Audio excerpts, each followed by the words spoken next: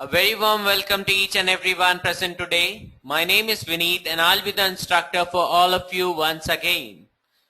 Now we learned few basic concepts in the very first class, then again we went to the second class, we understood few more concepts further than that, like the constructor overloading, the concept of inheritance, as well as we understood method overloading, method overriding. We understood input and output in Java and few more concepts like abstract methods, what are abstract classes, what are interface. Now we'll just move on and we'll start with the very first topic, that is enums in Java. Cesar joined in right now. Mangesh says, will I get your project of Eclipse? Shehzad says, hi. Mangesh, I didn't get your question. Get the project of Eclipse. Get your project of Eclipse. That is a complicated one. Can you please elaborate your question, Mangesh?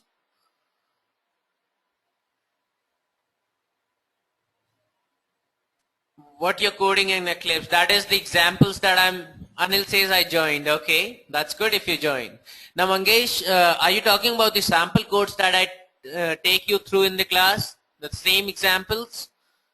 Okay, yes, I have shared them already with the recording of the class. Below the recording, you will find a link. Visit this link to download the sample codes.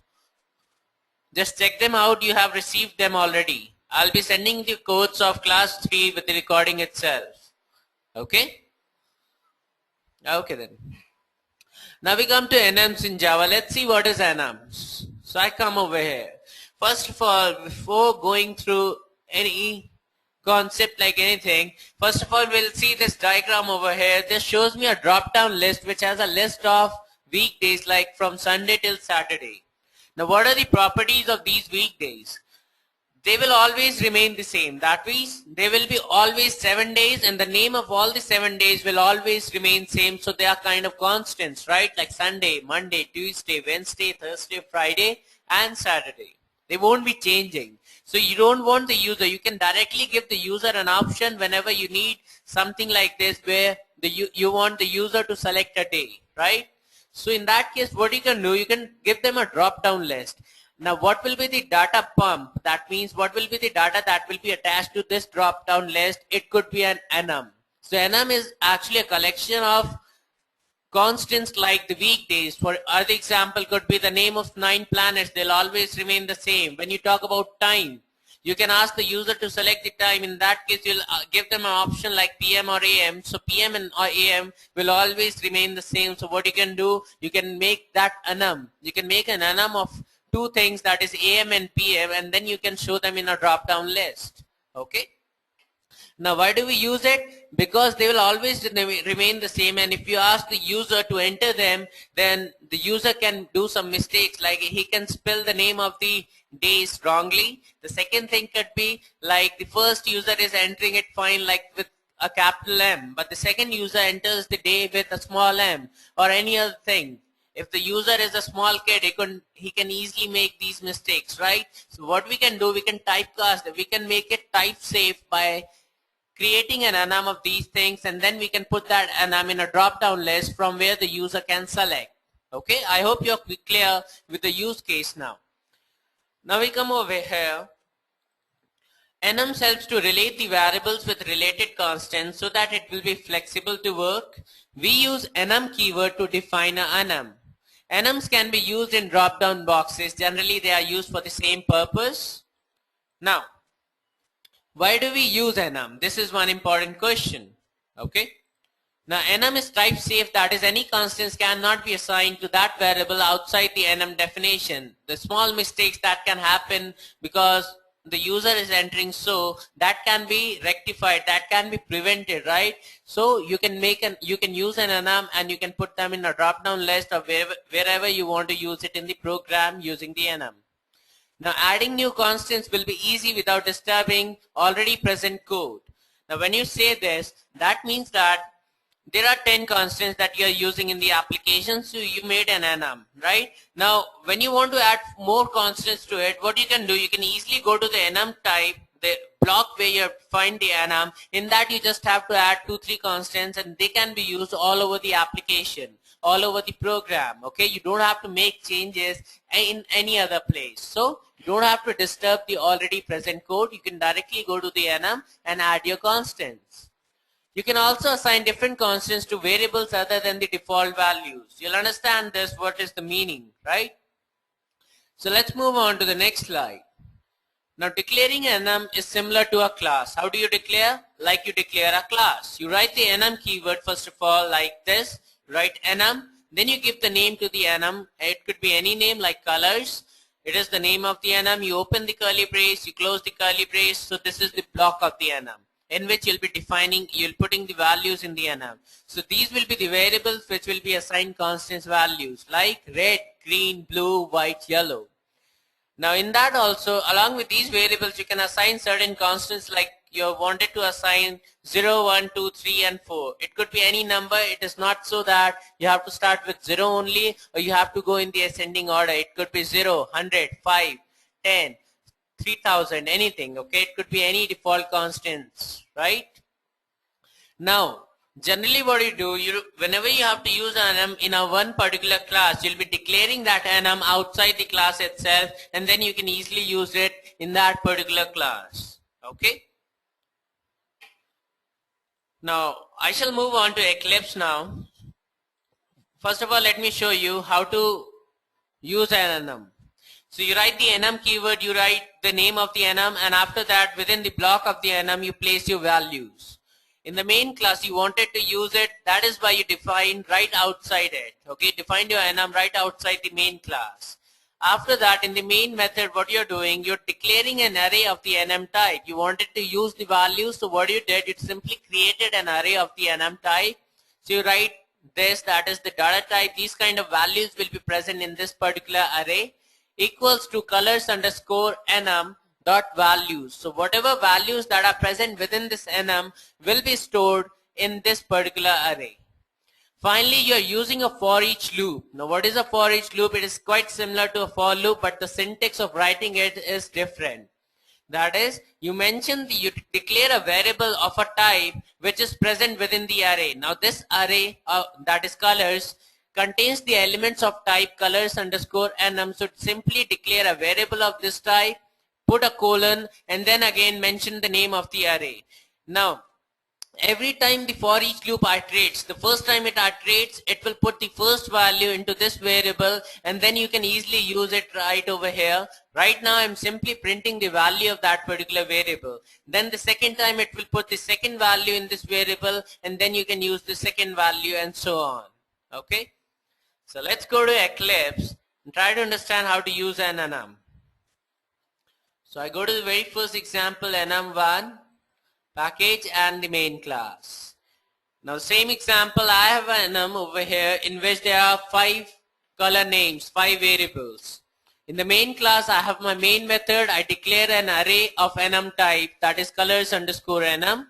I put all the values that are present in the enum using colors underscore enum dot values. Okay, this is a method which is a default method with an enum. You can use that and it will store all the values into this array. Finally, system.out.println, now what I'm doing, I'm using the enum name, that is colors underscore enum, and I'm trying to use the variable green. Okay, and then again I'm using a for each loop. I'm passing the array over here and I'm trying to print the value of this variable. So each time it iterates, it will put the first value into C, you'll print the first, then the second and third, and so on. So guys, if you have understood the concept of enum, can you tell me what will be the result that will be shown on the console window? Please write down on the chat. Everyone. Okay, Devijit sends me a smiley, that means he is in the class now. Sudha says green. And then red, green, blue, white, yellow. Mangesh says, where define enum, please show. Mangesh, it is defined over here. When I say green, red to yellow. Okay, that's correct. Kalyan says green, fill red to yellow. That's right. Mangesh, did you get the definition now? Now I'll simply run this code.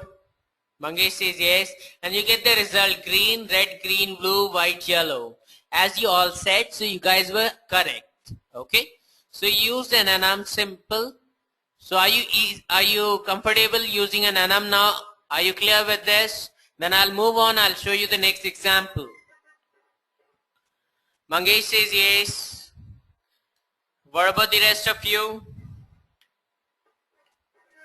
Kalyan, Siddharth, Shazat, Vinay. Okay, Richo. Everyone says yes. So I'm back to my presentation once again. I'll move on to the next slide now. And I come to how to assign constants to enum by user. Now let's talk about an enum that is chocolates. In that I placed 3 chocolates. One is Dairy Milk, Kit Kat and Munch, and along with that I wanted to assign constants of their cost. So what I did, in the parenthesis I placed the cost 20, 10 and then 5. Now I declare a variable integer cost, okay, and I declare a constructor of this enum, like I write chocolates integer cost, and within that I write this dot cost equals to cost. Okay, now what is happening when you pass Dairy Milk brackets 20, what happens? This 20, whenever you'll be using Dairy Milk, it will call this. When you try to use the cost variable, it will be done like this, that is 20 is passed in here, and this variable, that is cost, will get assigned a value that is 20, that is associated with that variable. When it is Dairy Milk, the value of cost will be 20. When it is Kit Kat, it will be 10, and when it is Munch, it will be 5. I come to the main method over here. In that, what I did, I simply created a variable of type chocolates. So the name of the variable is favorite choco, and I assign a value that is chocolates dot Dairy Milk. So it will put a value that is Dairy Milk into it, and I define a switch case just to show you that these are working. Okay, I pass favorite choco, that is the variable, into it, and I make 3 different cases for 3 different chocolates, for Dairy Milk, Kit Kat and Munch, and I'm trying to use the values. Now let's go to Eclipse. In Eclipse you'll find some more things into it. So I'll open the second example, example 2, source com main. Okay, now the name of the enum is chocolates. I've got 3 variables and there are constants assigned to it. Now how are these values getting into this? It is done with the help of this one. That is constructor of this enum, chocolates int cost. Whatever value that gets passed is assigned to this variable over here. Now I come to the main method. Okay, first of all, I'll just comment this, Control 7. I uncomment this. Now what I'm doing, same thing, I assign a variable, a value of Dairy Milk. So Dairy Milk will be assigned to this. Then I declare an array. I put all the values into the array and I'm passing the variable into it. I make 3 different cases. Now on the basis of the values that are present into it, it will go to that particular case. If it is Dairy Milk, it will come here, it will print Dairy Milk, and then again using the cost. You know that the first value will be in the array will be Dairy Milk, so you get the associated cost with that. Then again the second one, and then again the third one. Okay. So when I run this code, can you tell me what will be the result? What will be the values that will come on the console window when I run this particular snippet? All of you, please write down on the chat window.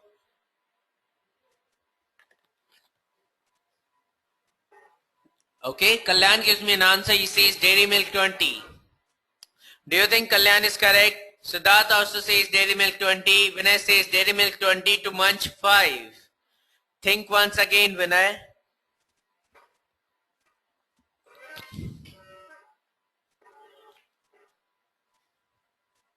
Anyone else would like to give the answer?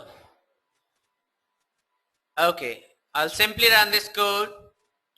Okay, and I get the result Dairy Milk 20 because the value of this variable, that is favorite choco, is equals to Dairy Milk. So it will directly come to this particular case. It will execute this system.println that prints Dairy Milk first and the cost associated with that. Okay, now similarly, if you want to use like you did in the previous case, what you can do, you can do it this way as well, that is chocolates equals to list. So list is the array, you store it in it. Now you're printing the value of this variable first, and then you are getting the associated cost which is present with this chocolate. So when I run this code, I get the results, that is dairy milk, then 20 Kit Kat, then 10 and Munch, then 5. If you want it in same line, I run this code and I get dairy milk 20, Kit Kat 10 and Munch 5. Mangesh says how cost is assigned again, please. Okay. Now, what happens whenever you'll be using dairy milk, okay, when dairy milk comes, when you pass in brackets 20, it actually calls the constructor. So whenever you'll be using dairy milk, in that case, this variable will be associated with dairy milk as well, and the value that brings into it is 20, because you're passing 20 in the parenthesis over here.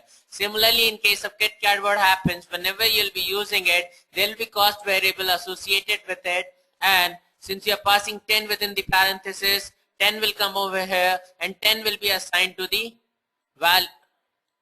this variable. Similarly with Munch. Are you clear now, Mangesh? Devajit says, I'm not able to hear you, Vineet. What about the rest of you? Can you all hear me? Am I audible to you guys? Please let me know. Okay. So I'll just send a chat message to Devajit. Devajit, everyone can hear me. So please check your audio or internet connectivity. Okay, he says, okay, I'm hearing you now. Okay, then I guess that was an internet problem. So Mangesh, are you clear now? Please let me know so that I can move on to the next one. Okay, he says yes. Oh, are you saying no? He says N. Okay, no. Can you state the confusion that you have? And what I'll do, I'll just chop down few points on Anam, and then I'll be sending it to you with the recording. I did the same thing with the last batch that I had, because there were few people like you who were unable to grab the concept at once because it was new to them. So okay, Mangesh, what I'll do, I'll pass the document that will help you out. Name is different.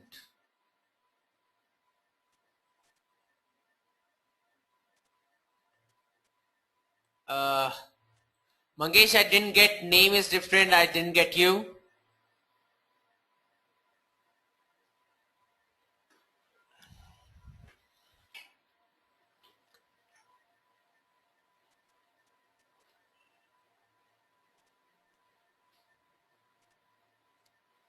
Okay, let's remove this for now. Okay, if I remove this, do you see an error over here? Okay, I go there. The constructor chocolate int is undefined. It says that this is the error. Okay, so that means whenever you write dairy milk and in parenthesis 20, that means you are passing a value to the constructor that you have defined of this enum. When I remove this, the error is gone. Okay, so what is happening whenever you are using this dairy milk, you are calling the constructor, and the variable that is associated with dairy milk will get a value that is 20. Are you clear now, Mangesh? This is very simple. Mangesh is okay now. Are you really clear, or you are just saying for the sake that let's move on? Are you really clear, Mangesh? Need study, self-study. Okay. So Mangesh, I'll be sending you the document as well, everyone. So you can always refer to that. Okay. So I'm back to my presentation. Kalyan says, can we use this kind of declaration for normal classes? No, enum is not a normal class. Enum is not at all a class. Okay, Kalyan? You cannot do it like that. Okay. Now we come to array list in Java. Now this is something interesting. Now you would have used array till now. I told you about arrays. In that you can store multiple values of a similar type. But there was a constraint with an array, that is you cannot increase the size of the array during the runtime. That means if you define the size of the array 5, then it can only contain 5 elements. You cannot extend that during runtime.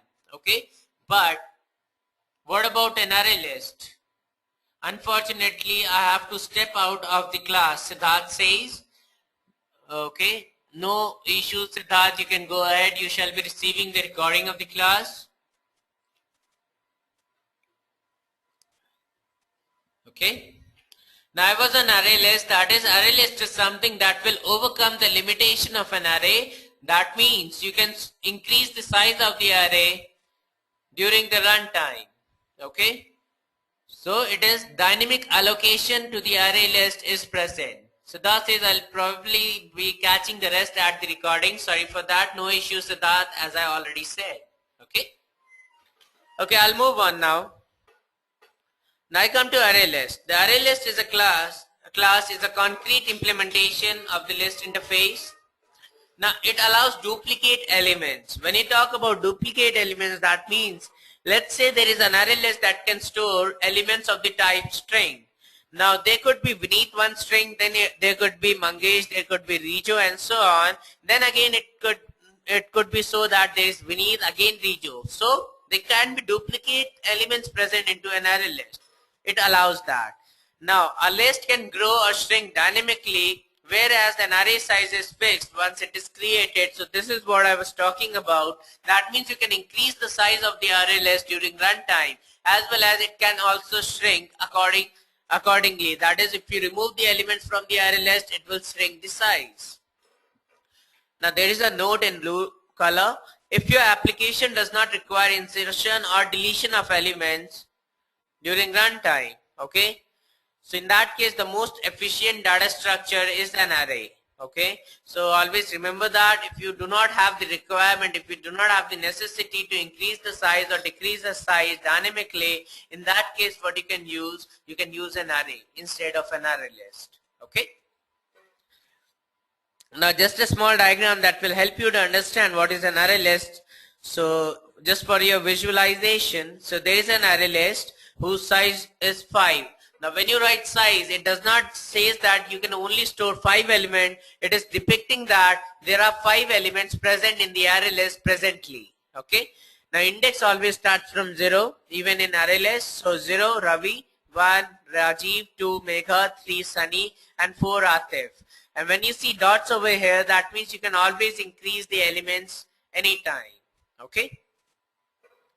Now within array list, there are certain methods that are associated that you can use. Like for adding an element, you can use an add method. You can pass the object into that particular element, and that will be added to the array list. Add, if you want to add at one particular index, you can mention the index and then the variable, whatever the value that you want to put. Boolean add all collection, when you want to put the entire array or any kind of collection into the array list, you can use this particular method. If you want to get an element at particular index, you can use this method. If you want to set an object at particular index, you can use this one. If you want to remove an object, you can use the index of that object and you can remove that element. Now what is an iterator and list iterator? These are two things that are available for you. These are kind of interfaces using which you can traverse through the elements of an array list. I'll be telling you how they are used after this, but for now just remember their name. Index of, to get the index of a particular object. Last index of the array list, if you want to find out, you can use this method. Index of a particular element, you can use this one. Size, to get the size of the array list, and finally clear, to clear the array list. Okay, so we'll be using a couple of methods that have been listed over here. Rest you can go ahead and you can try them out. They'll be used in the same way. Now a small example how to use an array list. So array list, new array list, we declare an object of an array list. After that, using the method add, we are trying to put the elements into the array list like Rose, Lily, Jasmine, Rose again. And I wanted to remove the element which is present at index 2. So what I did, I write array list.remove, I pass the index into that. So it will remove the element that is present at index 2. So now, so these are a few things, we'll learn that, but before that we'll come to Eclipse and we'll try to understand how to traverse through an array. First of all, how to use an array list. So I come over here, main Java. So I have an array list. Here I'm mentioning that is only string elements can go into the array list. So write string over here, similarly over here. After that, when I am adding elements to it, only string types can be taken. Now when you say 1, this is not numeric 1. It is not an integer, it is a string because you are passing it in double quotes. But if I remove the double quotes, it will give me an error. Right now it will say, the method add int string in the type array list string is not applicable for arguments int. Okay, so you cannot do that, so you'll have to pass this in double quotes. Now when you wanted to remove an element from the second index, you wrote array list dot remove and you pass the index into that. You come down. Now here is shown the example how to use an iterator to traverse through the elements of an array list. So how do you do that? You write iterator string, you give an object name iterator equals to array list dot iterator. Okay. Now when you do that, this iterator gets attached to the array list, and using this, the name of the iterator, you can always access the elements. How? Because there are two methods present with every iterator. That is, one is hasNext, the second is next, and there is a third method that is remove. Okay, to remove an element from the array list with the help of iterator. Now you write a while loop. Using the iterator, you check whether there is a next element present or not. If there is a next element present, it will return a true value. Now this method, which is hasNext, always returns a value that is boolean, either true or false. If there is next element, it will return to true, and if there is no next element present, in that case it will return false. If it is true, it will go inside and you can get the next element using the iterator like this. That is iterator.next. It will get the element, you'll convert that element to string, and it will be saved in the variable that is element. And finally, you can use that particular value over here. And so on, it will keep on going. This while loop will keep on running till this expression is returning a true value. Okay. So guys, let me know if you have understood this, if you have understood the usage of array list and how the methods are used. Can you tell me what will be the result on the console window? All of you.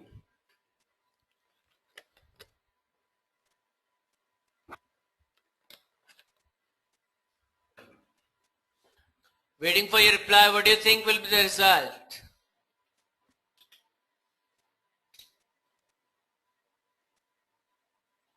Okay, Devajit says Vineet 1. Okay, Vinay says Vineet 1 2. Devajit says Vineet Hisham 1 2.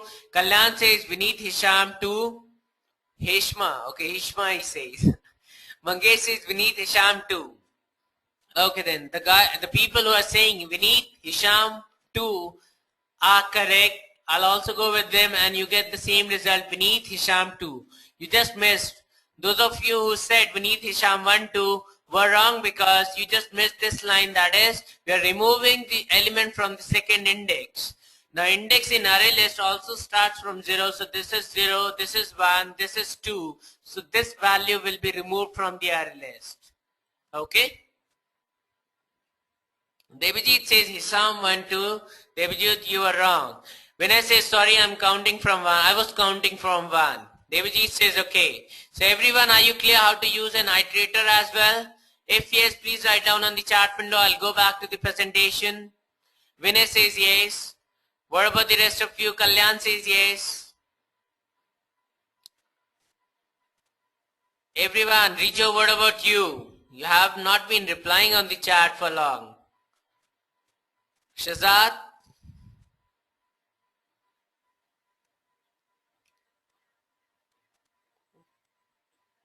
Okay then. Now we come to how iterator.next should print Hisham first. Mangesh says. He says not sure. Okay. Just a minute. Now you're saying that it should first print next. Now, first of all, iterator is present at the position -1. Now tell me, when I do iterator.next, which will be the value? It will obviously be the value that is present at 0th position. Okay? Mangesh is okay. Okay then. Now we come to how to trace the elements of an array list. We have got iterator, we have got list iterator, we have got for each loop, you have already seen this as well, and we have got enumeration. So we'll cover them one by one, and the very first one is the iterator. Iterator is an interface that is used to traverse to the elements of collection. Okay. Now it traverses only in forward direction with the help of methods. That is, an iterator says he'll always look forward, he'll never look backwards, okay? He'll not go in the past. He'll always look to the future side, right? So it always move in the forward direction, and the reason behind is that it has got methods like has next. It can check the next element, it can get the next element, and it can remove an element, okay? But it cannot look backwards, it cannot bring the back element, okay, the previous element. So it can only go in the forward direction. The implementation, you've already seen how to use an iterator. So I'll simply move on to the next one. This was the implementation. Array list iterator, array list dot iterator, and then again using the method has next, you check whether there is the next element or not. If yes, goes inside, get the next element, and you can use that particular value. Now we move on to the list iterator. Okay. Now what it is? List iterator is an interface that traverses through the elements of the collection. It traverses both in forward and reverse direction. Now this is overcoming the limitation of an iterator. List iterator can always go in the forward direction, but it can also move in the backward direction as well. Okay. It is because it has got two more methods. One is has previous and the second one is previous. And the rest three methods are same as the iterator. Okay. Now how to implement it? You declare list iterator equals to array list dot list iterator. Now this has been assigned to the array list. You come in the while loop using the method has next. You can check whether there is a next element or not. And if you want to check the previous one, you can check dot has previous. It will check whether there is a previous element or not. After that, I get the next element using the method next. If you want the previous element, you can use the method previous. System.out.println, you can use that particular value. Now, I come over here and I'll go to the example of list iterator. And it is over here. So we have the list array list over here which has few elements, Rose, Lily, Jasmine, Rose. And I'll uncomment the part for list iterator. So I have this. Control 7. Now, you already know how to define an array list and how to put the values into it. Now I come to list iterator. Similarly, I tell the list iterator that the element that is present in the array list are of string types, and then again I'm attaching the list iterator to the array list. Finally, in the while loop, I use the object list iterator dot has next. I'm calling the method. If there is a next element, it will return true. It will go inside, and you can get the next element over here. It will be stored in this variable, and you can use this variable. Okay. Now, if I run this code, I'll get the exact same result. Rose, Lily, Jasmine, Rose. And there is an enumeration also used. So I'll tell you about enumeration, but not now. I run this code, okay, and you can see Rose, Lily, Jasmine, Rose using enumeration. No, not using enumeration, using list iterator. So everyone, are you clear till here? Please write down on the chat window. Mangesh says yes. Glad to know that you were the first one to say yes. Kalyan says yes, Vinay says yes, Devajit says okay. Quite similar to an iterator, right? Now, but there was another property that is unique. It is not the same like an list, like an iterator. So let's check that as well. Now I write another while loop, has previous, and I'm getting the previous elements. Now tell me guys, what will be the result this time? Quickly write down on the chat window.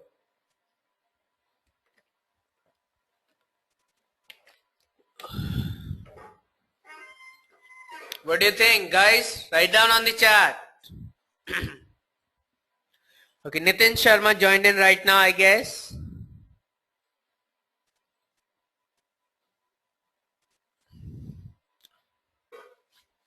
Waiting for your reply, everyone. Please write down on the chat window. Opposite print, just the opposite print. I have another while loop over here. It will first print in the forward direction and then again it will go to the backward direction. I run this code, I get rose, lily, jasmine, rose, and then again rose, jasmine, lily, rose, just the reverse order. Okay? Now I'll just move this part of the code, this one, on the top of it. What do you think? Will it run properly? Everyone, let me know, will it run properly? Devajit says exception. Vinay says no. Mangesh says no. I run this code. Rose, lily, jasmine, rose. It prints that. Can you tell me why? Come on guys. Why? Now, you are wrong right now. The answer that you gave is wrong.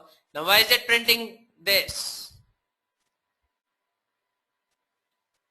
It is because when it checks list iterator dot has previous, it returns a false value because it is at the -1 position, okay? It checks that, it does not find any value, so it will skip this while loop and it will directly come to this, and I'm getting the value rose, lily, jasmine, rose. Are you clear now, everyone? Please write down on the chat window, are you clear with the list iterator? Devajit says, okay, got it. Mangesh says yes. Vinay says yes, Kalyan says yes. Rijo, Shezat, what about you guys? Nitin, Vinay? Okay, Vinay said yes. Vijay joined in right now. Anil, what about you? Arvind, what about you? Okay, no one is replying now. Arvind says just join. Okay, you are late then. Vijay says hi, hello Vijay. You are also late.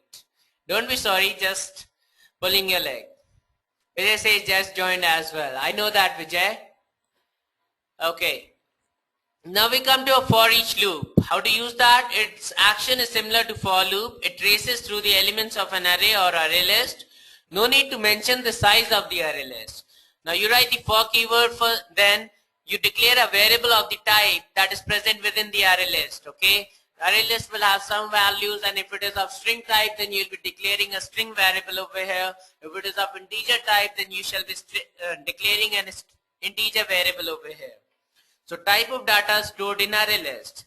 Then again, name of the array list after the colon. Now let's see an example of for each loop on Eclipse. So it is present over here itself. I'll comment these lines for list iterator. I'll come to for each loop.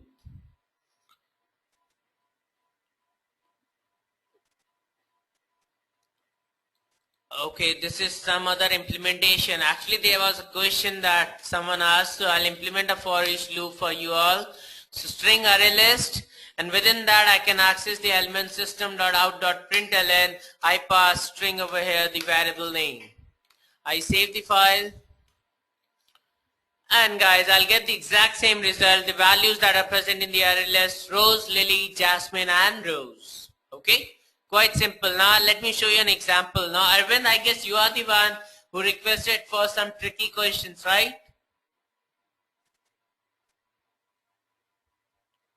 Arvind, are you the one?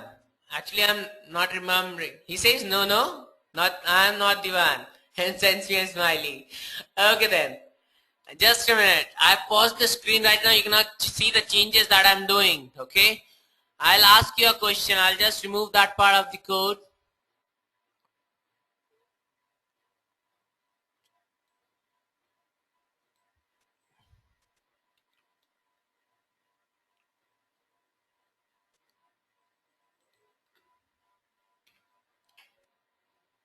And I'll just share the screen. Now my question is, guys, can I do now? Right now I'm using a list iterator. In case of list iterator, I was using a while loop. Now I know that using a for each loop also I can traverse through the element. Now what if I want to use the combination of list iterator and a for each loop? Can I do it? Is it possible? If yes, guys, let me know how is it done. Just write down the statement. Write down on your chat window. I'll go through the chat. Give me the answer. I want to use the for each loop to traverse through the elements using the list iterator.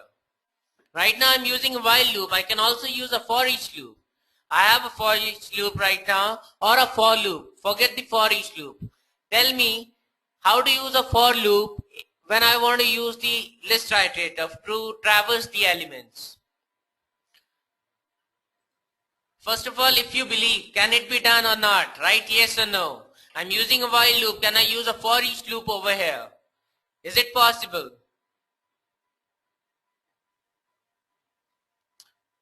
Okay, Mangesh says yes, Devajit says yes, Vijay says yes.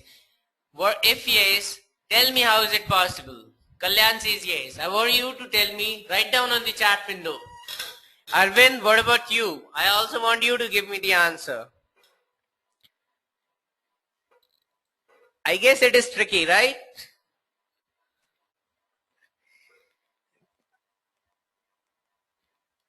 Arvind sends me a smiley again. He says, I don't have much idea. Okay.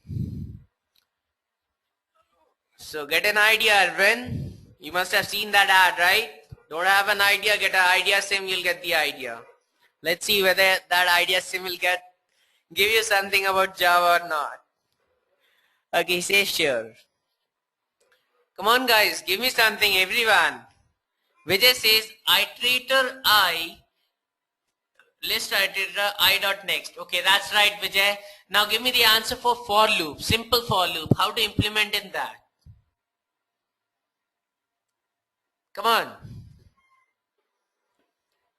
This was a query by one of our students in some other batch. He said that how you have told me while loop, a for loop, and you are always using a while loop over here. Show me how to use it, how to use a for loop. I said it was up to you. It was your task. Even then I showed him and he understood after that. I want from your end and then I'll tell you the answer.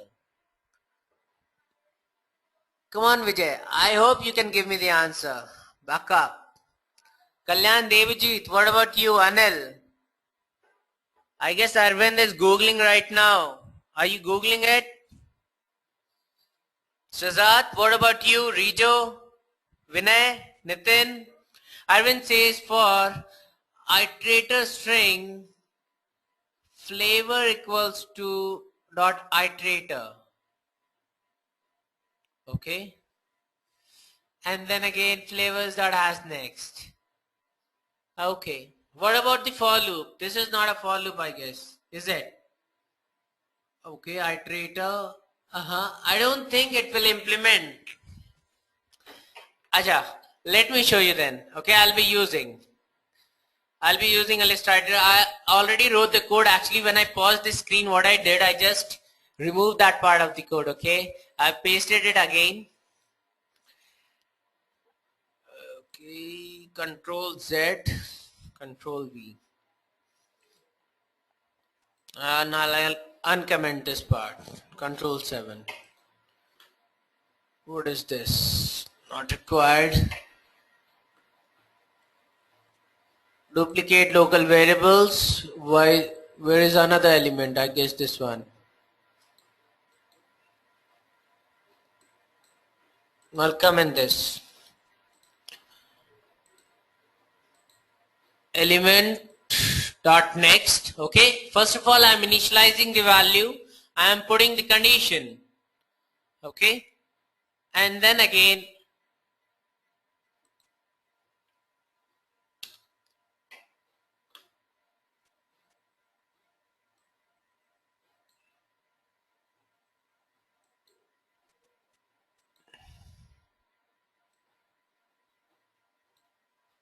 okay, it will first print the next element, it will check whether there is a next element or not, it will get the next element. So I'll directly print the next element over here, Control V, and I remove this.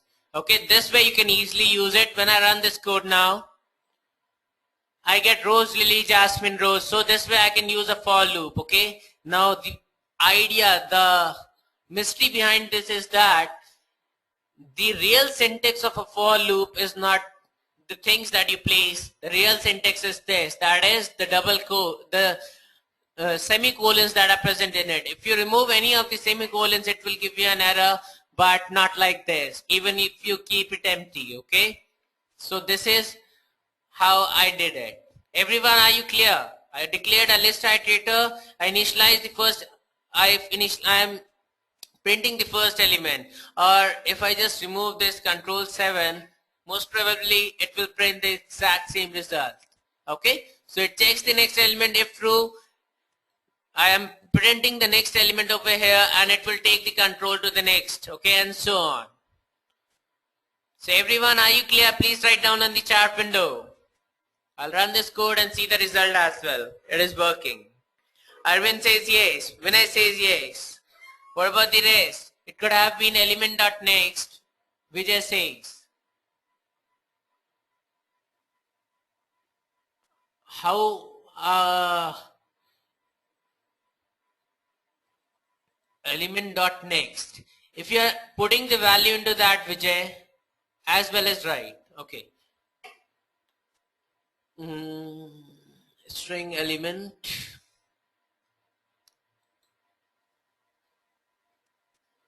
I mean string element equal to list iterator dot next. Okay. Now the thing is, what I'm doing, I write string. Okay. I write element. Element equals to. Now what Vijay is trying to say is saying this.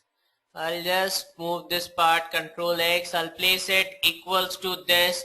Okay, right now I'm adding one extra line, right? And then again I just copy it, control C, I paste it over here. It will do the same thing.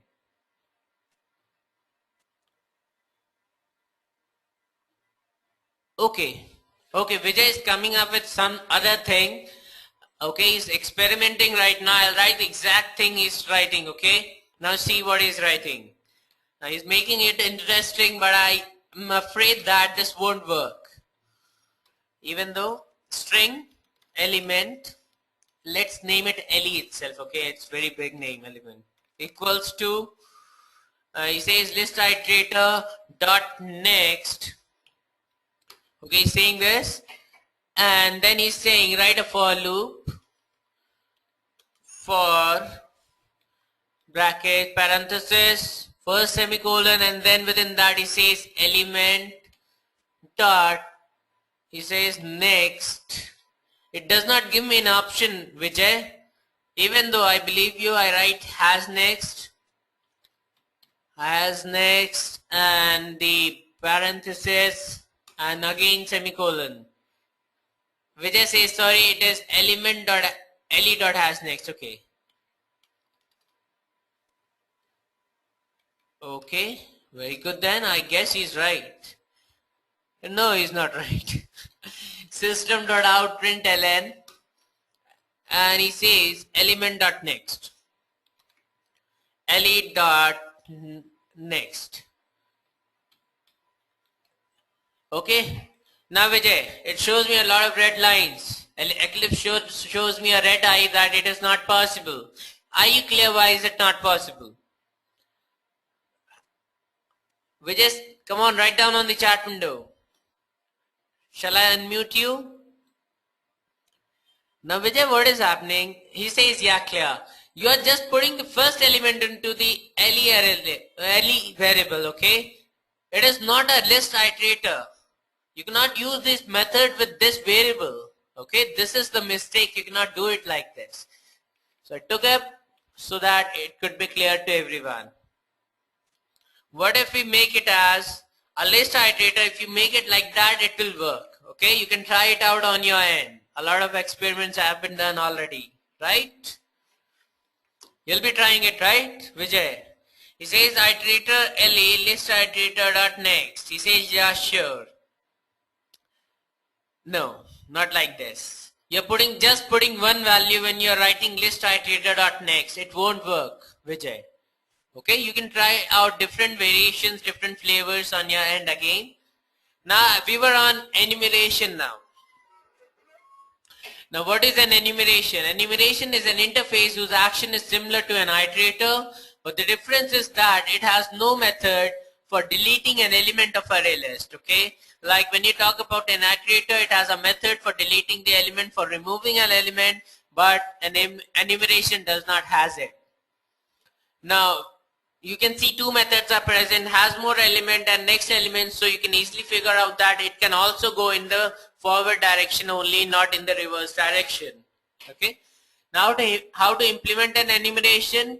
You write enumeration equals to, now you are actually using this to go through, traverse through the collection like an array list. So there is a syntax difference in this. Okay, so you write collections dot enumeration, and then again within the brackets you place your array list. Okay, after that you use the object like enumeration dot has more elements. If it is true, it goes inside and you get the next element using the method next element, and you are printing that value over here. Okay, so let's go to Eclipse now, and finally we'll see the example for enumeration, and I'll uncomment this part. Control 7. So we have enumeration collections dot enumeration array list. Using the enumeration, I'm checking whether there is a next element or not. If yes, it will get the next element, it will convert it to string, and finally it will store it in the variable element, and you are printing out the value over here. Okay, so when I run this code, I get the result Rose Lily Jasmine, Rose Lily Jasmine. One result is coming from the top, I guess. Okay, this one. So Control 7, I run this code, I get the exact same result, Rose Lily Jasmine Rose. Everyone, are you clear with it? Are you clear how to use an enumeration? Please write down on the chat window.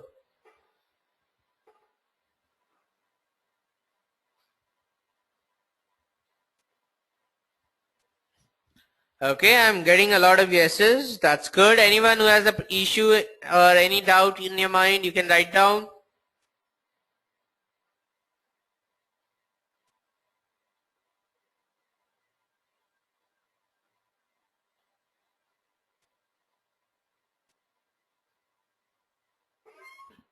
Okay then. So we are back to our presentation. When to use iterator and when to use enumeration has next?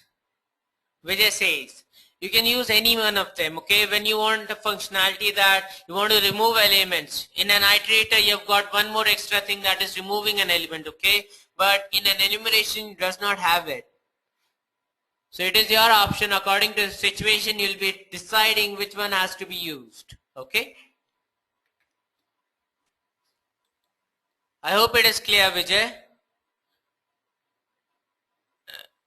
No, nothing like that, Vijay. Okay then. So we come to hash maps now. Hash map takes the value in key value pairs. Okay, the elements that will be stored in hash map will be in a pair that will be key value.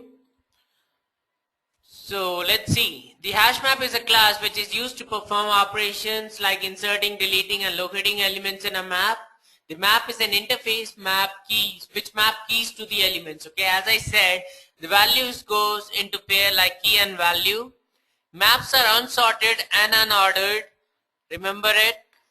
Map allows one null key and multiple null values. That means there could be one null key that you're storing and multiple null values can be there in a hash map. So hash map key and value, there will be a key and there will be a value associated with that particular key.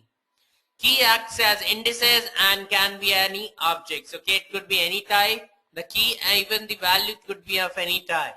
But every time you are putting a value, putting an element, it will be in pair. It will be a set of key and value. Okay. Now, even with hash maps, you've got certain methods like put to put the values, the key and value. Enumeration keys is a method available using which you can get all the keys that are present in the hash map. Similarly with the elements, it will get all the elements. Get will get the object will get an associated value with a particular key. Contains key if you want to check whether there is a key available in the hash map or not. Contains object if you want to check. In that case, you need to pass the key of that particular value, and it will check whether it is present or not.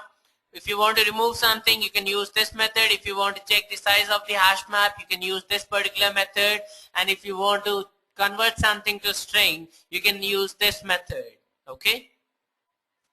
Now I shall tell you, first of all, a small diagram that will depict a hash map. As you can see, key has only one null value as it is written. So the key, only one key could be null, but multiple values can be null. Okay. So every key will have a corresponding value like this. Now how to implement it? So you write hash map equals to new hash map. So you have declared an object of the hash map. Using the method put, you're putting the key and value. The key is of string type, the value is of decimal type. Okay, it could be any other data type as well. Now if you want to access, you can use an iterator. So iterator equals to hashmap.entrySet.iterator. Now this is something new. Entry set, we are using this because the values that are present in an hash map are in the type of set. It will be a key value pair. There are pairs present in the hash map. So it is necessary that you use an entry set. So that you can get the key value pairs simultaneously. Okay. Now if I write while iterator.hasNext, I'll have to define an object of map.entry type. So entry, when you write map.entry, okay, it knows that entry is an object like every hash map has got a key value pair. Now that key value pair is collectively known as entry. Okay, so you make an object of entry. So you just convert whatever value that you're fetching from the iterator has been typecasted to map.entry, and you're finally storing in this variable. Now using this variable, you can easily get the key and the corresponding value associated with it. So entry.getKey, entry.getValue. Okay. So let's go to Eclipse. Let's see an example for it. I'll close this and I come to hash maps. I come to the main class first of all. Now public static void main hash map equals to new hash map. You declare one hash map. You're putting the values to it. Ankita this value, Vishal this value, Gorinda this value, Krishna this value. Declare an iterator hash map.entrySet.iterator. Now you check if the iterator has got next element. You get the next element, you typecast it to the type that is map.entry. You store it in the variable that is entry. Using this variable, you are getting the key and then the corresponding value. So entry.getKey, entry.getValue. Now everyone, if you have understood this, can you please write down the answer on the chat window? What do you think will be the result when I run this code? Akshay says, should the key be always be string? The answer to it is big no.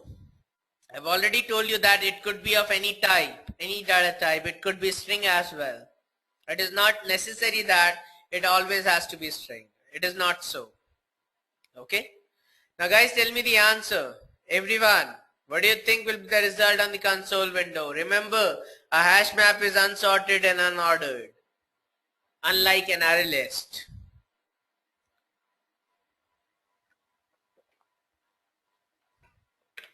Akshay says Ankita first and then 9634. All key value pairs are printed. Devajit is smart and he says all key value pairs are printed. That's correct. So will it be ordered? Will it be in the same order as you are putting it into the hash map? Devajit says no, and that's absolutely correct. I run this code, I get some order. Okay. Akshay says okay. Nitin, you are also right. So you get the result key and value. Mangesh says Ankita, Krishna, and so on. So everyone, are you clear how to use a hash map and how to use an iterator to get the values from the hash map? Please write down on the chat window if you're clear with it.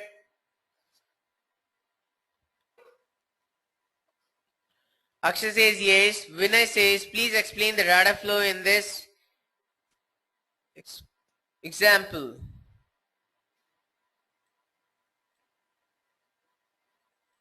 Okay. Data flow in case, data flow in the sense, Vijay, do you have a mic? I'll unmute you right now. Do you have it?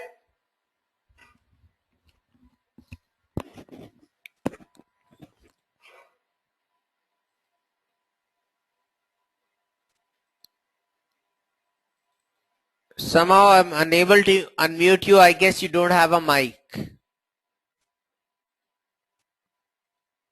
Okay then. Data flow, if you're talking about hash map on its own, okay, within itself, within that, it will decide on its own how it has to store the values, okay? You won't be knowing it. It could take any random order according to it, and that random order will always be the same. Vijay, are you clear? There's no specific order or the data flow in it.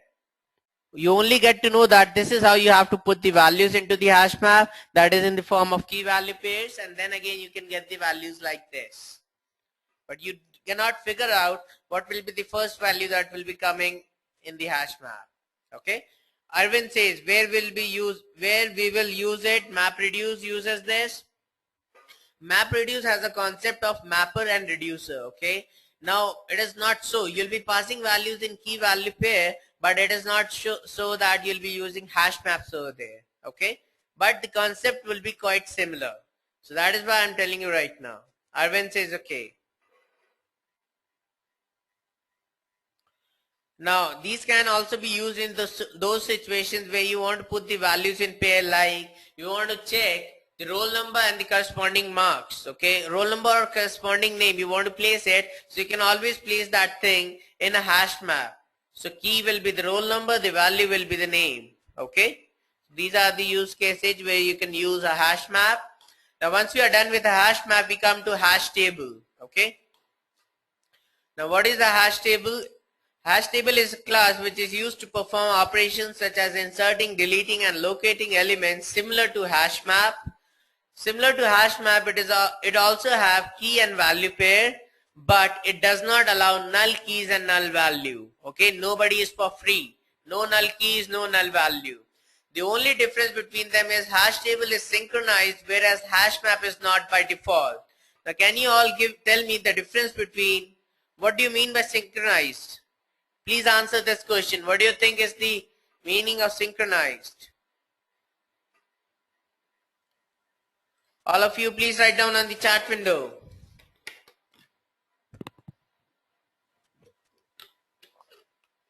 Devajit says one thread access at one time. Absolutely right answer. Hand in hand. Arvind sends me a smiley. Akshay says mutual exclusive access to shared resources. Absolutely correct, Akshay. That means, let me give you a very simple example. There is a resource pen and we have Vineet and Hisham. Okay. One left side Vineet is sitting, right side Hisham is sitting. Vineet is using the pen. He's writing something. So Hisham will be waiting for Vineet till the time Vineet is releasing the pen. Okay, when I keep the pen on the table, now Hisham will take over it and he'll start using it, and I'll be waiting for Hisham to leave the pen, right? So the pen is synchronized, only one person at the time. Okay, so I hope everyone is quite clear. Like Indian law says, you can have only one husband. You can or you can say you can have only one marriage one time, right? You cannot have multiple marriages, right? Similarly, this is the situation with the hash table. Only one person at the time. You cannot have multiple people. Everyone, I hope you are clear with the term that is synchronized. So hash table is synchronized, but hash map is not by default. Okay.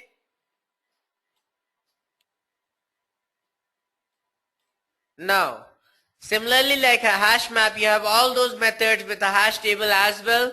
So you are already aware of that. So I'll move on. Now you put the element similar to a hash map like put. First of all, you declare a hash map. Then using the method put, you put the values into it like this. That is the key value pair. After that, I come to enumeration. I come to traversing through the hash table. You can always use an iterator in this case as well, just to give an insight of how to use an enumeration. This is an example right here. So declare enumeration, enumeration hash table dot keys. So all the keys that are present in the hash table will go into the enumeration. After that, you check enumeration dot has more elements. Okay, if it is true, it goes inside string key equals to enumeration dot next element to string. So it will fetch the key, it will store in this, and using the key, you'll get the corresponding value from the hash table. You'll convert it to string and you'll store in this variable. Finally, you'll print the corresponding key and value over here. Okay. So I go to Eclipse, I'll open up the example for enumeration or the hash table. Source, com, and main. You have a hash table, you have the values into it over here using the method put. Declare an enumeration, you put the values, all the keys that are present in the hash table into the enumeration. Now then again, enumeration that has more elements. You check that. It will get the next key, it will convert to string, and it will save in the key variable. Using the key, you can get the corresponding value over here.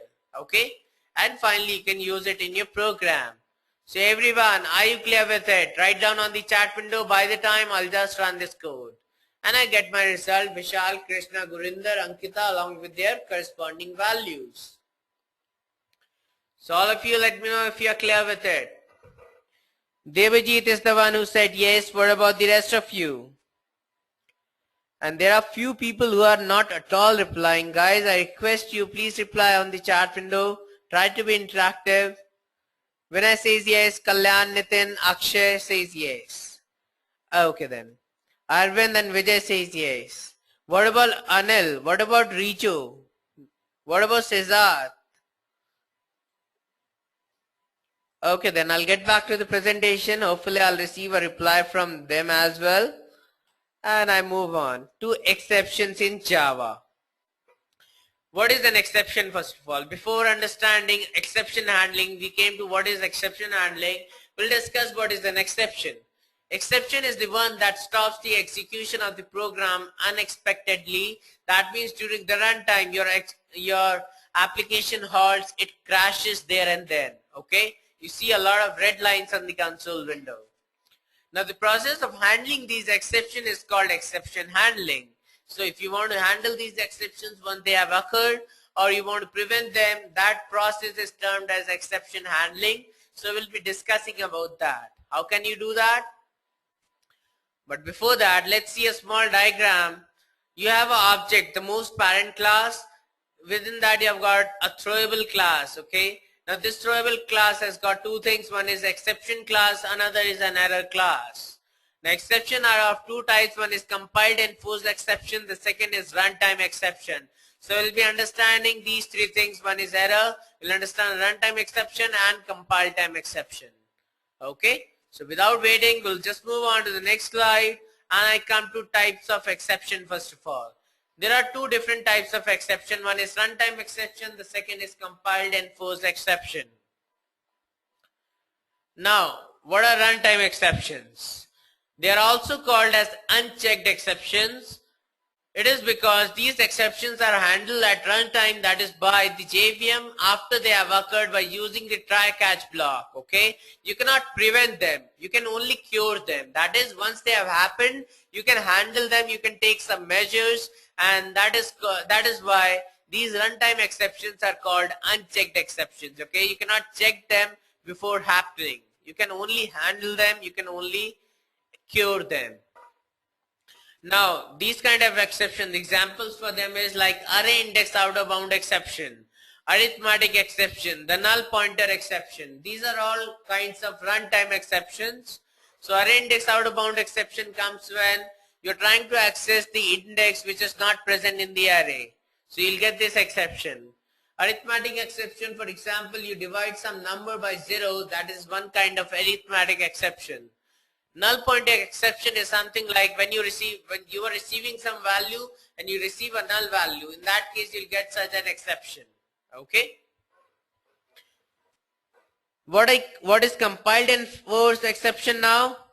These are called the checked exception. It is because exceptions are handled by Java compiler before they occur by using the throws keyword. Okay, so that means you can prevent the compiled enforced exception unlike the runtime exception.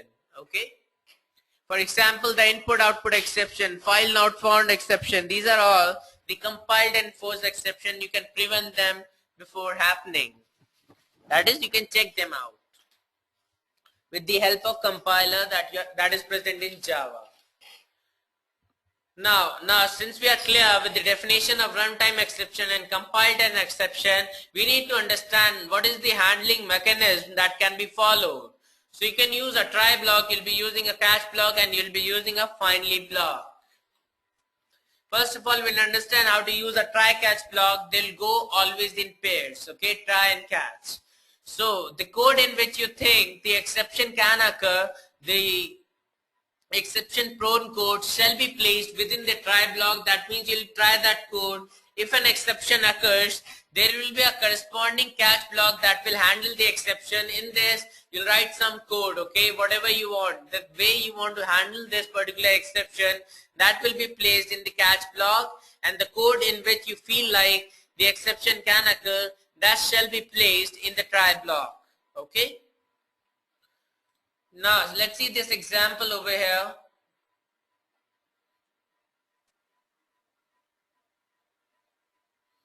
So system.out.println 5 divided by y. This is a kind of arithmetic exception, so you'll be handling it in the catch block. If this exception occurs in the try catch block, in the try block, if an exception is occurring, it will directly go to the catch block, and you'll handle it by something that you want to do in the catch block. So I'll go to Eclipse, I'll remove this part, I'll go to the try catch block example. So I have a class try catch. In that I've got a main method. In that I'm asking a user to enter a number, and I'm storing that number in the variable y.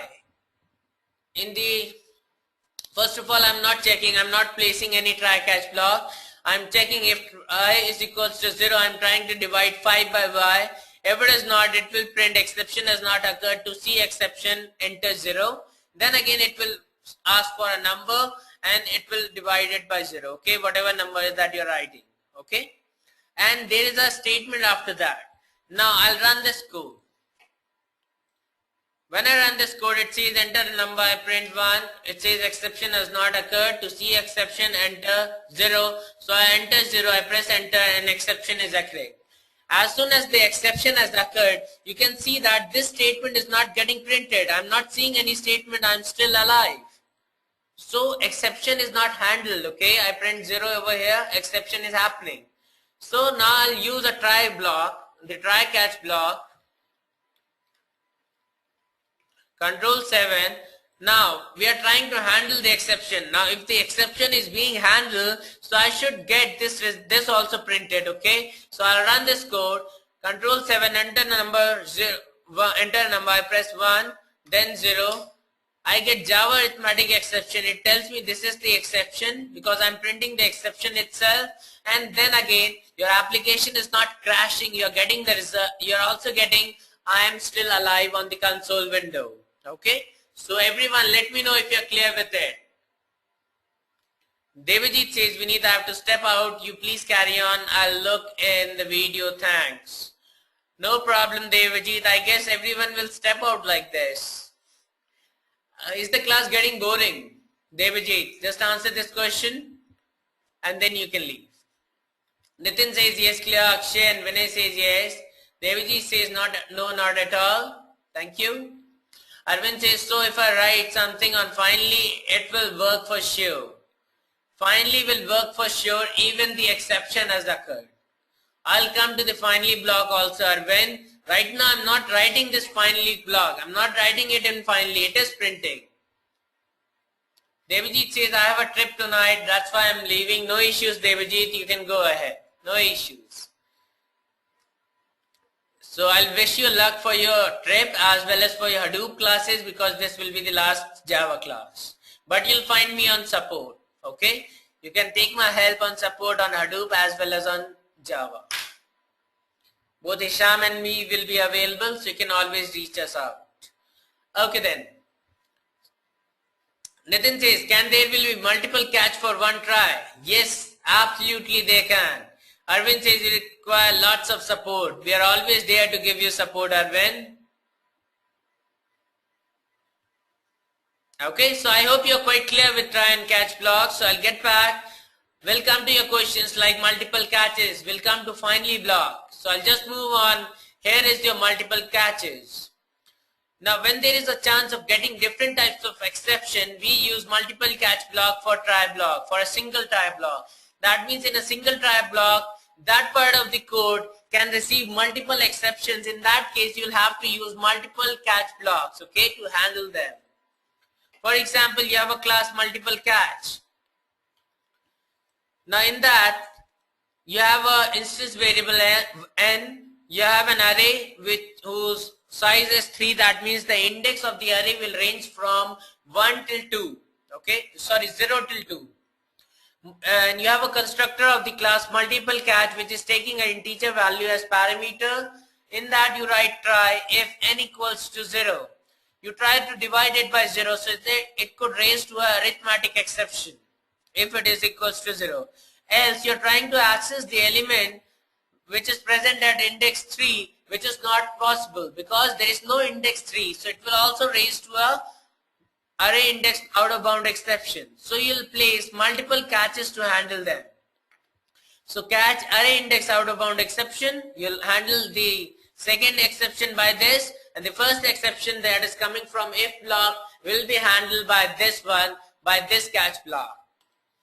Now in the main method what I'm doing, I'm declaring the object of multiple catch class like multiple catch 1 and multiple catch 2, and I'm passing values 0 and 5 in that so that we can see both the exceptions. So I come to the Eclipse now, I'll just close this and I'll come to multiple catches. And where is it? Do I have a program for that? Yes, I do. Main and multiple catch.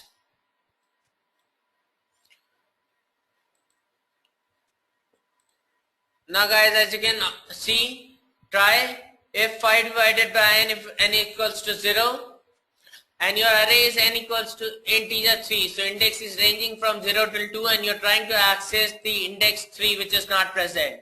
So in array index out of 0 it says hooray. Okay, it is some other concept. So for now I'll write arithmetic exception. Okay, the second exception is handled by this, which is printing the exception itself. If your array index exception occurs, it will print hooray. If the second one occurs, it will print the exception itself.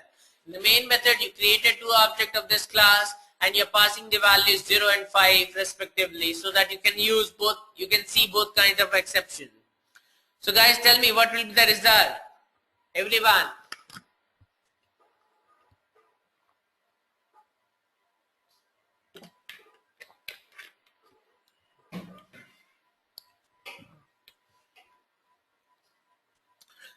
Okay, I'll simply run this code and I get the first the arithmetic exception occurs, so it gives me the exception and then it prints hooray, because array index bound of exception occurred and I'm handling it this way.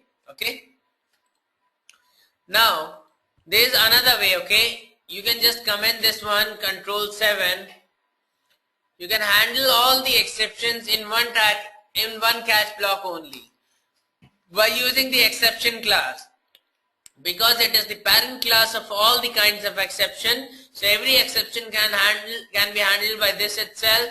When I run this, you get hooray and hooray. Okay, so both the exceptions are being handled by the same catch, but you can see the difference. Last time in arithmetic exception, I wanted to handle it by printing the exception itself, but I cannot do it in this way because it is printing, it will be handling every exception the same way. So I'm getting hooray, hooray. But what is the use case of multiple catches? It is that if you want to handle different exceptions differently, in that case you'll be using multiple catches. If you want to handle all the exceptions in the same fashion, in that case you can use single catch block with this syntax. Okay. I hope you are clear. There could be a situation that a part of the code, in a part of the code, we are expecting that 10 different kinds of exception can occur. In 9 exceptions, you want to handle 9 exceptions in one way. Only one exception you want to handle in a different way, like the arithmetic exception. So what I can do, I can place that arithmetic exception catch block above the exception class. So whenever exception this one occurs, it will be handled by this, and rest of the exceptions will be handled by this catch block. Okay. So when I run this code, I am achieving the same task. So I hope everyone is quite clear with it. Please write down on the chat window. And I have a question from Vijay. He says, can you change the sys out hooray to sys out array exception? Yes, I can change it. No issues. Yes, Vijay, I can do that. Okay. Vijay say, Nitin says, yes. Is Nitin the only one? Guys, be active. Show me some energy. Let me know if you're clear with it or not. Akshay says clear. Kalyan says yes. Guys, I'm getting hungry today. Very hungry. So please write down on the chat window. I hope you are also hungry, right? Okay then, getting back to the presentation. Vijay says, yeah, I'm hungry. Arvind says yes. Okay, I come to throw keyword in Java. Throw is a keyword which is used to call the subclass of an exception class, or this keyword is also used to throw the exception occurred in the block to catch block. Okay, so in try to catch block you can use it, or from a parent class to a subclass. Okay, this subclass exception class. Okay, let's see the example for it, how to use it. You have a class that is student. In that you write student integer, student ID, string name. In the try block you write if student ID is 0. So you are throwing an exception that just say ID cannot be 0. It will directly come to the catch block and it will print this particular statement. Else it will print the name and the ID of the student that has been passed to the constructor of this class.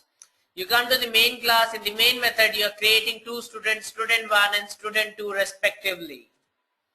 So let's go to Eclipse, see the example for it. And I'll come to the throw keyword source, main and student.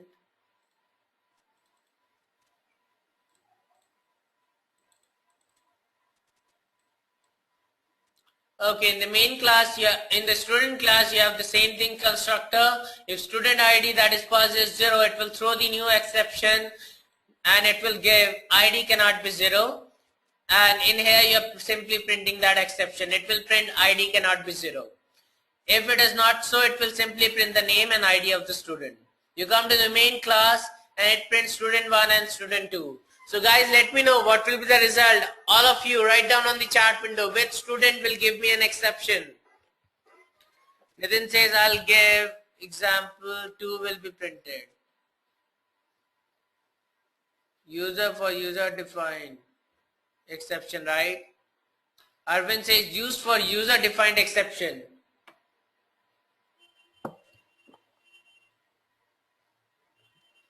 Arvind, user defined exception is a bit different from this. Okay, I'll tell you. Akshay says first one gives exception. Arvind says okay. Nitin says 1 will. Arvind says student 1, absolutely right. Student 1 will give exception and then it goes to the student 2. It simply prints a name and ID. Student 2, 1.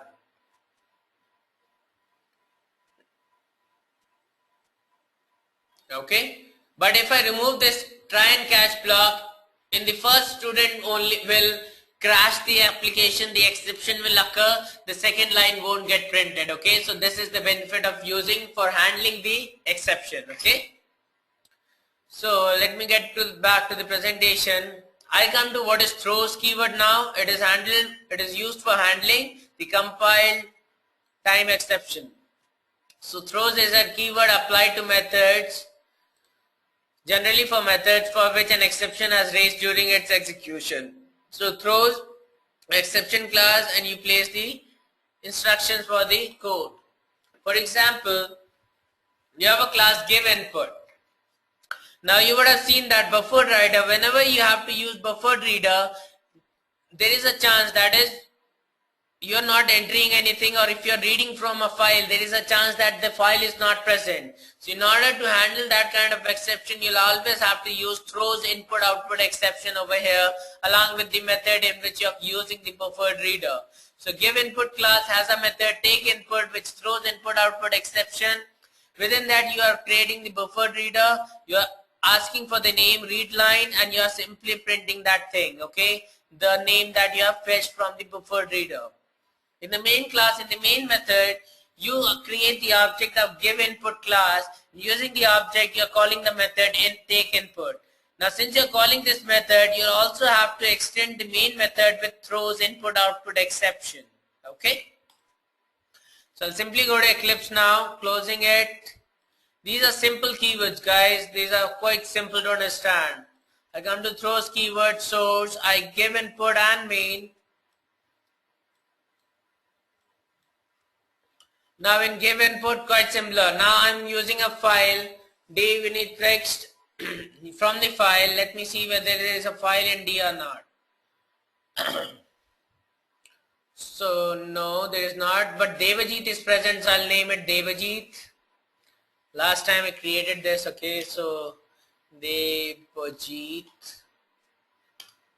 So I'm reading the line and it will print the name since I'm using buffered reader. Now since it is compile check, it is checked by compile. As soon as I remove this, it gives me an error. It will say either place it in try catch block or use the throws declaration.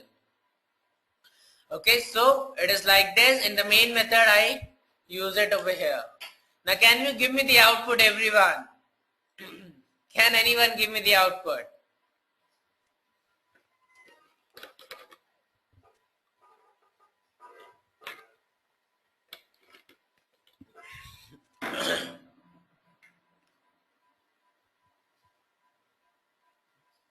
No one? Come on guys, write down something. Think.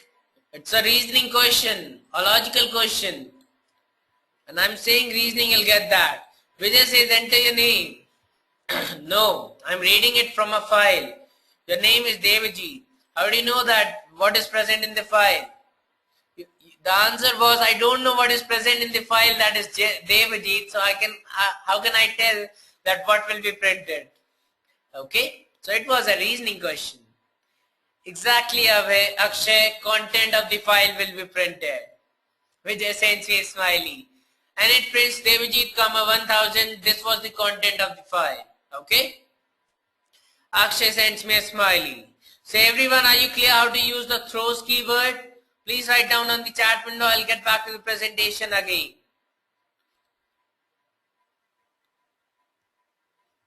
And Arvind, this was a trick question, right? I was trying to trick you. He says yes. Okay, I come to uses of finally keyword. When we want a set of statements to be executed, even after an exception has occurred, then we use a finally block. So how to use it? Write the finally keyword, place that part of the statements within the block of finally, and then again it will be executed even though exception is occurring. Okay, so I'll get to Eclipse. I'll close this. Vijay says when we have used throws and when try and catch has to be used. You can use any one of them, Vijay. Both will be doing the same task. Okay. I need to search for finally. Okay. Even I am forgetting things now. So I have integer x equals to 1, array index 2. So there is a try block, okay? Try, catch and finally block. If I remove the catch block, I'm not handling anything. First I'll remove and just depict you. Let me show you, give me some example that will actually give you the concept of finally. I have a catch block and I'm saying system.out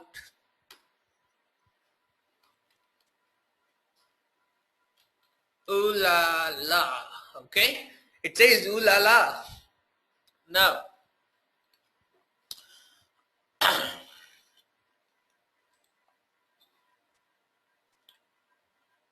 Okay.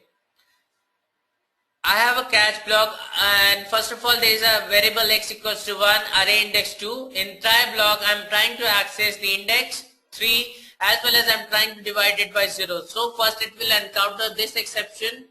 So I'll just move this one on top. It will encounter arithmetic exceptions. It will directly go to the catch block and it will be handled, and then again it will print this. I hope you are agreeing with me. When I run this code, okay, exception has occurred, entered catch block, it prints enter catch block and exception is handled and you are getting the link. Now what is the use of finally if we are handling the exception even though it is exception occurred? There is a catch block to handle it. What is the benefit of having a finally block then? Can you tell me? Any one of you, can you give me this answer? Exception not catched. Exception not catched. I didn't get your point. Nitin and rest of you, can you tell me what is the basic need? I can use a catch block to handle the exception. What is the benefit? What is the fun of using an extra finally block? Nitin says other exception, if you want something to be executed. The actual use, if you're saying other exception, I can use another catch block or whatever exception is occurring. Like I can use another catch block like catch. I can use array index out of bound exception for the second exception. It will be handled, which is not catcher specifically. Which says at any cost then. Which says if we want something to be executed at any cost then we should use finally. Arvind says whatever is the exception handled or not, finally will go. Absolutely. Absolutely. Finally, in simple words, okay. The use of finally block is to be on the safer side. What if I miss the exception? I missed to notice that this code can also raise such an exception. I missed to notice that in any situation if an exception occurs. I'm handling many exceptions, but there could be a situation, 1% chance that there is an exception occurring, and in that situation, finally block will be the one which will be saving your life. Okay? So I come to the finally block now. Okay, now control 7. What if I have a catch block I'm handling, but this exception, array index out of bound exception, I missed to notice it, so I'm not handling it. It will occur now, and this time exception has occurred. I cannot do anything. Okay, I'm helpless. I take the necessary steps to handle the exception, but somehow I missed it. So for that situation, what we have a finally block.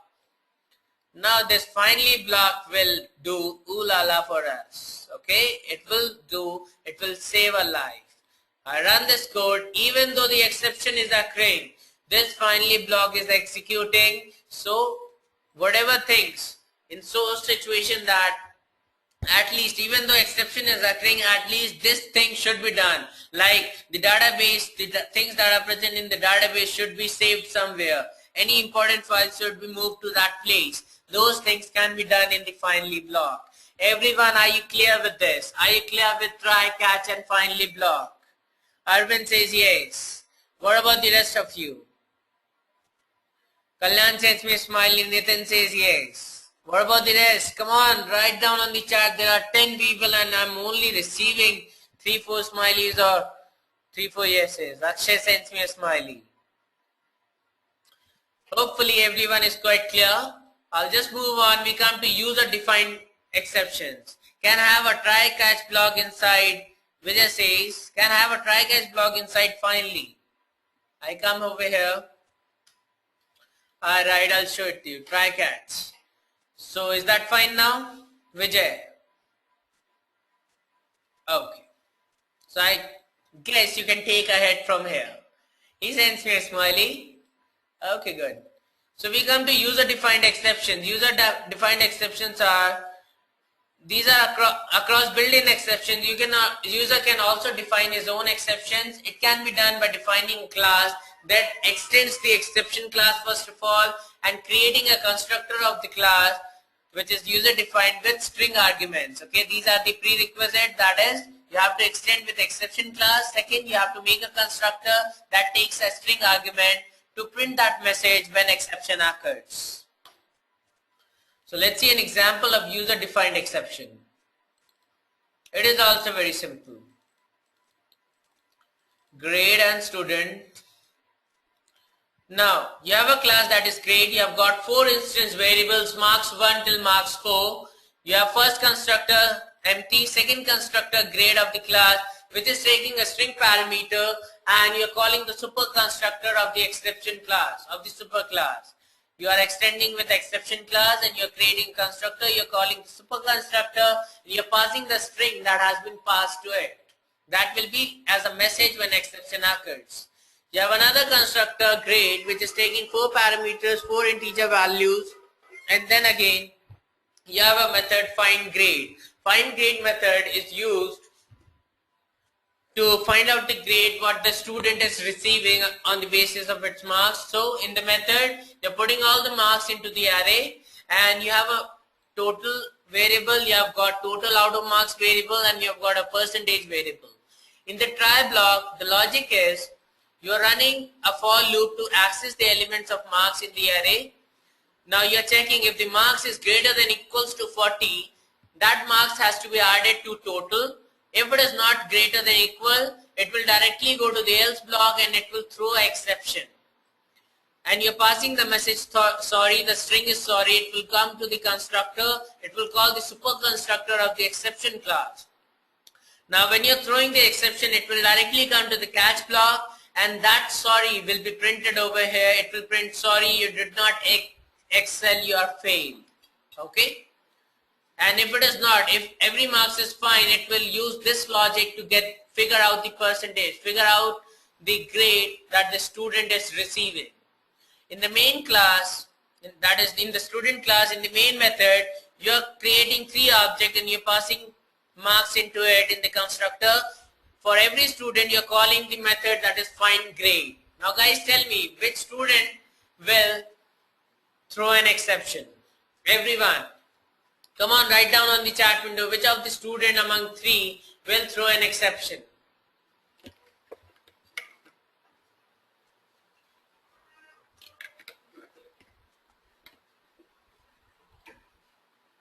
Vijay says student 1. What about the rest of you?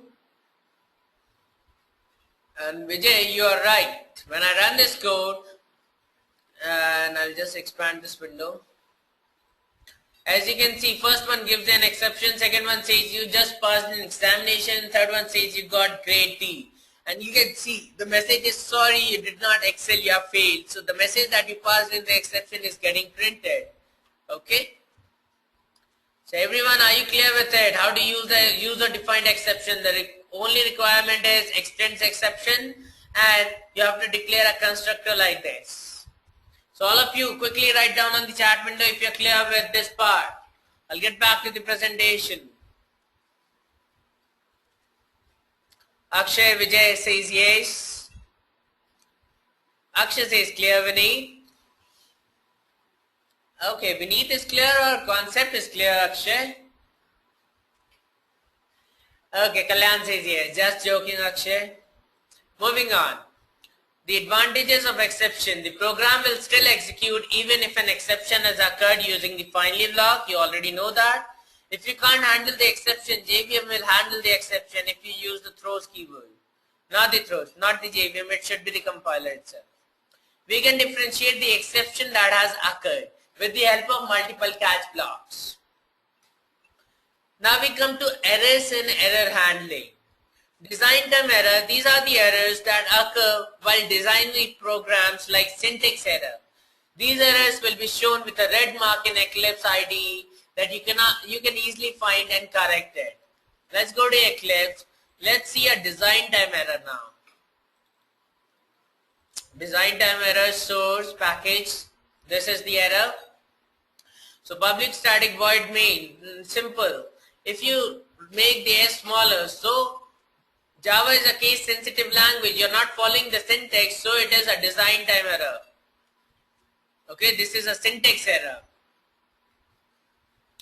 or if you make P public capital, this will also raise an error. So these are simple design time error. You can easily figure them out because you'll receive a red line over here on Eclipse and then you can correct it, okay? Or you make the C capital on your wish. It will give you an error. If you put one extra braces over here, it will give you an error. Even the closed one will give you an error, okay? So I hope you're quite clear with this. This is very simple. I come to logical errors. These are the errors done by programmers. The program with these errors will run but does not produce the desired result. You wanted London and you're receiving Paris. You wanted to go to India and you went somewhere. It will be such a situation, talking London, walking Tokyo. Okay? So you won't be getting the desired result over here when you're doing a logical error. Getting division of two numbers as output but expected is multiplication of numbers. Okay? So this is a logical error. These errors can be rectified by understanding the logic and checking whether it works out correctly or not. So that will be a hit and try method. So I'll go to a logical error. Just a minute. So guys, you'll have to tell me what is the logical error. You'll just see the screen.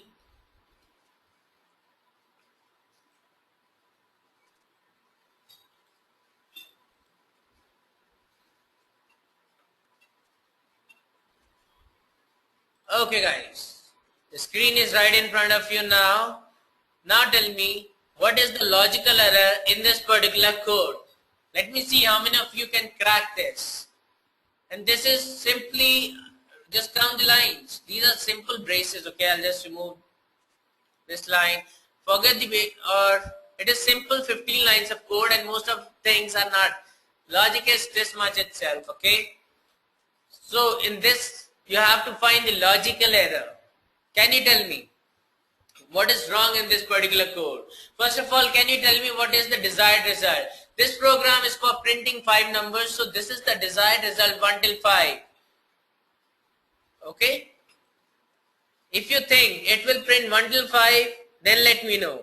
Or else give me the logical error. Vijay says it will print 6. What is the logical error?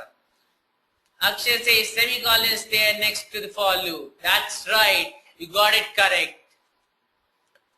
Absolutely, you got it correct. It will print 6 and Vijay, yes, semicolon is the logical error after the for loop, this one over here. That is why it is printing 6. For loop is running for sure. Value of I is incrementing, but since you are ending the for loop over here with the terminator, that is the semicolon, it is never reaching this block. Once the for loop is complete, it gets out of the for loop, the value of I becomes 5, it comes here and it prints I plus 1, that is 5 plus 1, 6 on the console window. You can have as many blocks like this. No issues.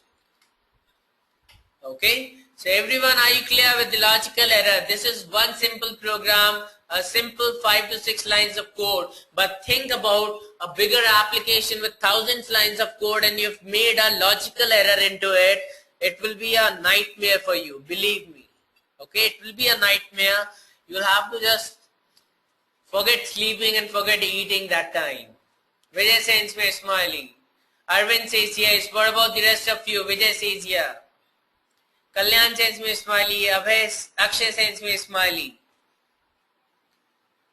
Vinay says yes. Okay then, very good. I'll get back to the presentation. And this was the final topic for today's class. So guys, finally, as I always ask, were you able to grab the concepts that were taken in today's class? If yes, please send me smileys on the chat window.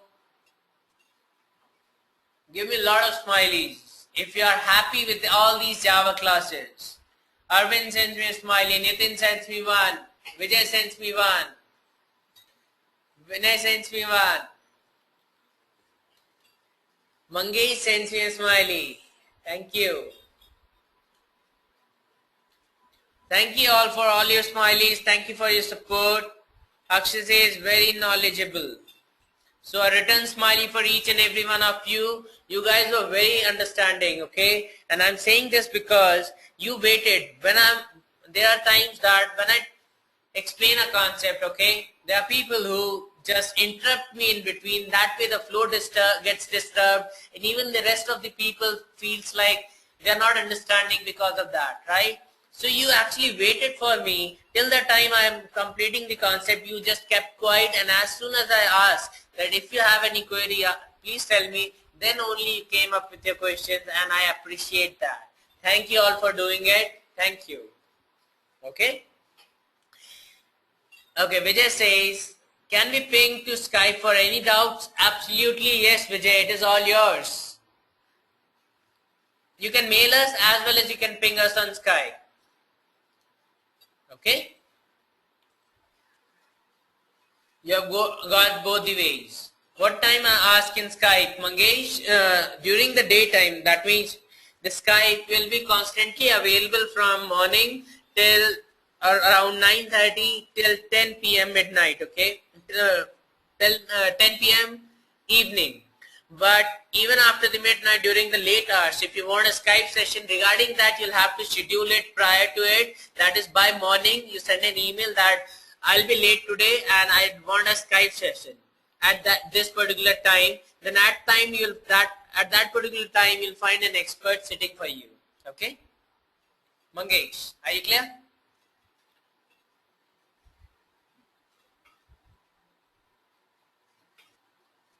Does that answer your query, Mangesh? Waiting for your reply. Not happy, or is it fine? Okay.